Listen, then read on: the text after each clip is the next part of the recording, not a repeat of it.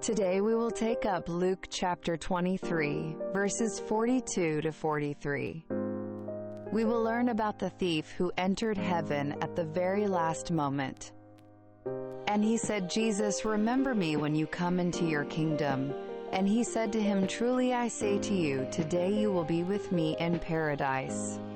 Luke chapter 23, verses 42 to 43, ESV. God's revelation. Two criminals were crucified together with Jesus. Luke tells us that one of them repented along the way. He said to Jesus, "When you come into your kingdom," what does this mean? The glory of Jesus, as the Messiah, was hidden from most eyes. Therefore the crowds, the leaders, and the soldiers mocked him and treated him with contempt. Yet this thief recognized in the suffering Jesus the glory and dignity of the Messiah who would come. It was because God opened the eyes of this thief, the heart that receives God's grace. Why was this thief able to receive God's grace? It is clear that he had done nothing deserving of it. His life had been one of rebellion against God. On his side, there was absolutely no qualification or basis to receive God's salvation. However, he had a heart fit to receive God's grace. That is, he humbled himself. He underwent the terrible punishment of crucifixion. In that intense pain, he faced the judgment of God. He acknowledged that he was receiving the due reward for the evil he had done. He feared God and humbled himself. The Bible teaches that God is gracious to those who fear him. This thief did not blame others, lash out in frustration, or shift responsibility onto someone else.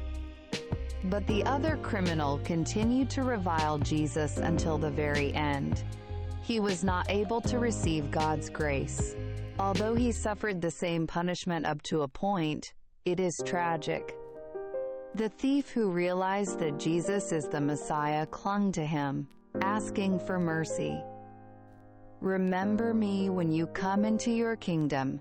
In the Bible, remember does not mean merely to recall someone mentally. It means to call a person to mind and grant salvation. At the end of our lives as well, there will be the righteous judgment of God. At that time, we too can rely on Jesus and ask for mercy. The Garden of Eden. The word paradise means a garden. This word is used in Genesis for the Garden of Eden. Humanity, after committing sin, was driven out from the Garden of Eden. Jesus bore the sins of humanity and was crucified so that humanity might enter the Garden of Eden once again.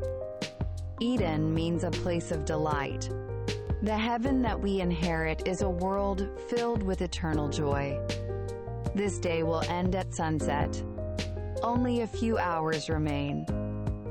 Yet this thief, who clung to the mercy of Jesus, was able to enter heaven. He was saved at the very last moment. If you also, today, seek mercy and believe in Jesus, you will be saved. The cross of Jesus was a substitute to forgive your sins. If you also believe that Jesus is the Messiah, your sins will be forgiven. Do not wait until tomorrow. Today you can receive the ticket that allows you to enter paradise. And he said, "Jesus, remember me when you come into your kingdom." And he said to him, "Truly I say to you, today you will be with me in paradise." Luke chapter 23, verses 42 to 43, ESV.